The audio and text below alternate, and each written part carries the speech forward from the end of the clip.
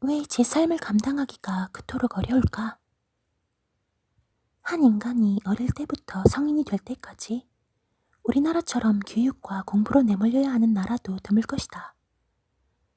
학교를 마치면 이 학원에서 다시 저 학원으로, 학원이 내준 숙제로 어린 시절을 보내야 하는 아동기, 개미들이 나란히 줄지어 어딘가로 이동하는 풍경처럼 본격 서열화의 관문이 된 대학 입시를 향해 행렬해야 하는 청소년기.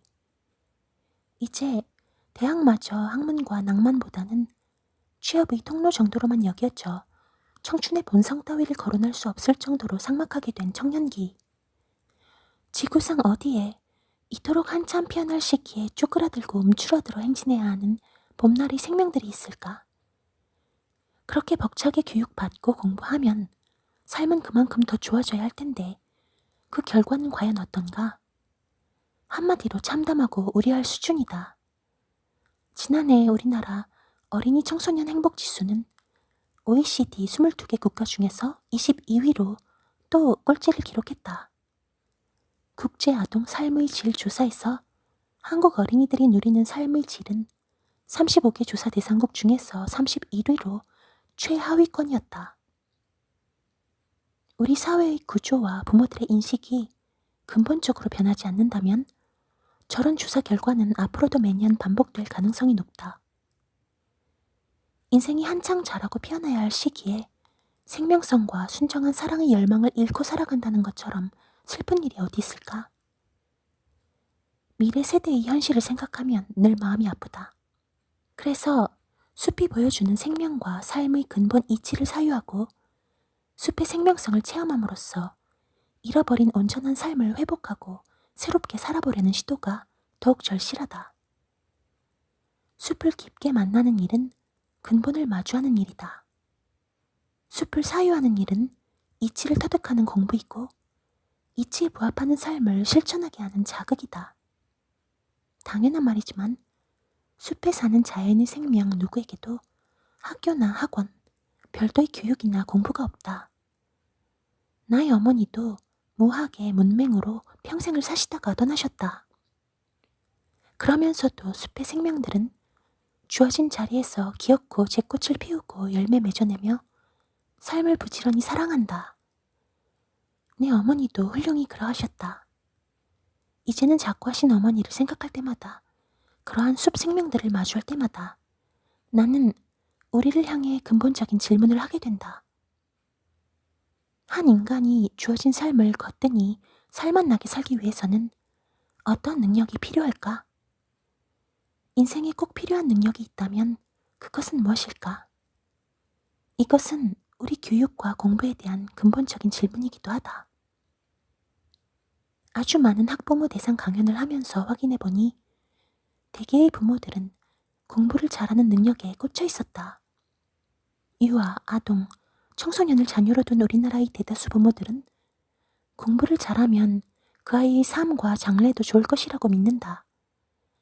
하지만 이것은 부분만 진실이고 나머지는 허구인 신념이다. 지금 우리 사회 구조 속에서는 공부를 잘한 아이가 더 안정적이거나 고소득의 직업을 가질 확률이 당연히 높은 편이다. 하지만 공부를 잘하고 그래서 안정된 고소득 직업을 확보하면 정말 더 좋은 삶을 살 수 있을까? 이런 신념이라면 숲에 사는 생명도 가장 비옥한 땅에서 가장 높이 자라는 나무의 삶이 제일 좋을 것이라고 생각할지도 모르겠다. 이는 작은 열매나 쫓아다니는 참새나 오목눈이 같은 숲 언저리의 작은 새들보다는 고기 덩어리를 사냥하고 획득할 수 있는 매나 올빼미처럼 큰 몸집을 지닌 맹금류들의 삶이 훨씬 더 좋을 것이라고 생각하는 견해일 수도 있겠다. 그렇다면 저런 견해가 왜 부분만 진실이고 나머지는 허구인가? 생명에게 먹고 사는 일은 그 무엇보다 중요하다. 굶주리며 꽃 피고 열매 맺는 식물은 어디에도 없다. 이 부분이 진실이다. 하지만 먹고 사는 문제를 확실히 해결한 삶이라고 꼭 더 좋은 삶으로 연결되는 것은 아니기 때문에 허구적인 신념이다. 주변에는 절대적 가난 때문에 고통 속에 있는 사람들도 있다. 하지만 이미 넉넉한데도 가진 것이 늘 모자라다는 생각에 빠져 괴로운 사람들이 훨씬 많다. 절대적 가난이 우리를 괴로움으로 이끌 수도 있지만 삶의 진실한 실체를 헤아리고 그 실체의 진실에 머물면 가난이 자신의 삶을 불행의 아가리로 삼키게 두지는 않는다. 삶의 온전성을 확보한 사람들은 부유함 속에서 더없이 좋은 삶을 살 수도 있겠지만 지혜가 자라지 못한 사람은 풍요 속에서도 한없는 빈곤을 경험한다. 그는 여전히 자신이 부자라는 사실을 모르는 경우간이 결핍감에 포획되어 사는 사람은 오직 더 갖고 또 가진 것을 지키기 위해 아등바등한다. 그런 이들 중에는 친구나 이웃, 세상의 곤란 따위에 대해서는 눈을 감고 사는 경우가 허다하다. 이런 삶을 좋은 삶이라고 말할 수 있을까? 온전한 삶이라고 할 수 있을까? 삶에 필요한 단 2가지의 능력. 그렇다면 한 인간이 온전한 삶을 살기 위해 필요한 능력은 무엇일까? 숲이 전하는 지혜는 이렇다. 나는 그것을 삶에 필요한 단 2가지의 능력이라고 정리해두었다. 온전한 삶을 사는 데는 2가지 능력만 갖추면 족하다. 제 스스로 삶을 감당할 수 있는 힘이 그 첫 번째요. 자신과 이웃을 사랑하며 살아갈 힘이 그 2번째다. 나는 내 스스로와 주변 사람들이 이 능력을 갖추고 살아가기를 간절히 바라왔다. 나무도 풀도 이끼나 지유리도 뱀도 지렁이도 참새도 까치도 올빼미도 모두 제 스스로 삶을 감당하며 살아가고 있다. 삶을 감당할 수 있는 능력은 자신에게 닥쳐오는 크고 작은 문제들을 기꺼이 제 스스로 해결하고 넘어설 수 있는 힘을 갖는 것이다. 한마디로 제 삶의 주인이 되어 그 주인 자리를 지킬 수 있는 힘을 갖추는 것이다. 그것은 때로 도전과 역경 앞에 바위처럼 맞서는 용기와 내면의 힘을 갖추는 것이지만 한편으로는 겨울을 만나는 독사처럼 물러설 줄 아는 지혜를 포함하고 있는 것이다. 이것은 또한 필요와 상황에 따라 내어줄 것을 내주면서 협력하고 홀로만의 문제가 아닐 경우에는 연대를 이끌어내고 기꺼이 연대할 수 있는 관계 능력을 갖추는 것을 의미한다. 제 스스로 삶을 감당할 수 있는 힘을 갖추는 것은 온전한 삶을 위한 필요 조건이다. 삶을 온전하게 하는 충분 조건은 2번째 능력을 갖추는 것이다. 그것은 바로 사랑하며 살 힘을 갖는 것이다. 사랑에 대한 나의 정의는 지극히 간결하다. 사랑은 함께하고 싶은 것, 그래서 기꺼이 함께하는 것이다. 떠올려보라. 우리는 사랑하는 존재와 함께하고 싶어 한다. 그래서 함께 차 마시고 밥 먹고 영화 보고 산책하고 여행한다. 그리고 마침내 함께 살고 싶어 한다. 내 감각이 맞는다면 사랑에 빠졌다고 하는 커플들은 대개 이런 흐름으로 결혼할 것이다. 하지만 이것은 사랑이 주는 기쁨의 절반만을 함께하는 것이다. 사랑은 그것의 또 다른 절반을 함께하고 싶고 그래서 기꺼이 함께하는 것으로 완성되기 때문이다. 나머지 절반은 대략 이런 것들이다. 그가 싱싱함을 잃고 늙어가는 나날들, 어느 날부터 드러나기 시작하는 그 사람 과거의 웅덩이와 그 아픔들, 어쩌다가 그가 삶의 경로에서 넘어져 용기를 잃고 절망에 젖어 흐느끼는 날들, 그에게 찾아온 병마와 그 처절함, 흐려지거나 뒤엉켜버려 내 이름조차 잊어버릴 수 있는 그의 망가지는 기억, 이제는 걷는 것도 불가능해진 몸, 심지어 그 몸에서 배어나오는 냄새나는 날들, 이렇게 삶의 어두운 날들마저 함께하고 싶고 그래서 기꺼이 함께할 수 있는 마음과 실천이 가능해야 그가 누군가를 진정으로 사랑할 힘을 갖춘 것이다. 숲에는 자신을 사랑하지 않는 나무가 단 한 그루도 없다. 나무는 단 한순간도 자신으로부터 도망치지 않기 때문이다. 그에게 쏟아지는 눈부신 햇살과 평온한 바람과 적당한 비, 그 협조적인 날들을 먹고 자라는 나무는 제 꽃을 피우고 열매를 맺고 마침내 씨앗을 떠나보낸 뒤 안식에 이르기까지 무수히 겪어내야 하는 삶의 어두운 측면들, 비협조적인 날들과도 기꺼이 함께한다. 봄날 애벌레가 자신의 새 이파리를 뜯어먹어도 어렵게 피워낸 소중한 제 꽃을 누가 아무렇지도 않게 따먹고 꺾어도 줄기나 가지가 무엇인가에 사정없이 꺾여도 감당하기 버거운 폭풍우가 거세게 몰아쳐와도 채 익지 않은 채로 열매를 잃어야 하는 애처로운 날에도 서릿발과 눈보라가 무자비하게 몰아쳐오는 시린 날에도 나무는 풀은 제 삶으로부터 단 한순간도 도망치지 않는다. 그들은 자신의 모든 날들과 기꺼이 함께한다. 무엇보다 그렇게 자신을 사랑하며 살아내는 삶으로 자신을 존재하게 하는 다른 온갖 생명을 보듬고 품어낸다. 곰뱅이, 지렁이, 진해, 고슴도치, 노래기, 땅강아지, 개미, 벌, 나비, 나방, 반딧불이, 딱정벌레, 노루, 고라니, 멧돼지, 족제비, 너구리, 오소리, 꽝, 동박새, 직박구리, 맷비둘기, 딱따구리, 동고비, 올빼미, 부엉이, 새매, 온갖 철새들. 이렇듯 때로는 중립적이거나 자신을 돕기도 하지만 때로는 자신을 파먹으며 해를 가하는 모든 존재들을 나무와 풀은 기꺼이 품어낸다. 이 얼마나 눈물겹고 아름다운가. 사랑에 관한 진실은 숲이 전하는 가장 아름다운 지혜다. 우리는 왜 제 스스로 삶을 감당하기가 그토록 어렵고 자신과 이웃을 사랑할 힘은 그토록 미약한가? 그 중요한 이유 하나는 우리 공부가 생명성을 채워가는 공부로 연결되기보다 반생명적 방향으로 향하는 삶을 겨냥해왔기 때문이다. 살아있는 것과 죽은 것의 차이를 생각해 본 적이 있는가? 이 질문에 대한 답을 찾는 과정은 생명성의 본질이 무엇인지를 가늠하게 한다.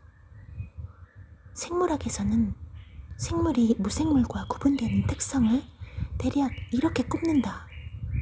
생물은 세포를 기본 단위로 하고 물질 대사를 통해 에너지를 변환하는 능력을 가졌으며 자기 증식 능력과 항상성 유지 능력을 가지고 있다. 근대 이성의 특성을 따르고 있는 저 정밀한 생물학적 규명은 오늘날 유전공학 분야가 이루고 있는 눈부신 업적의 가장 기본적인 출발점이겠으나 우리가 삶을 감당하고 사랑하게 하는 데는 별 역할을 하지 못하지 않는가?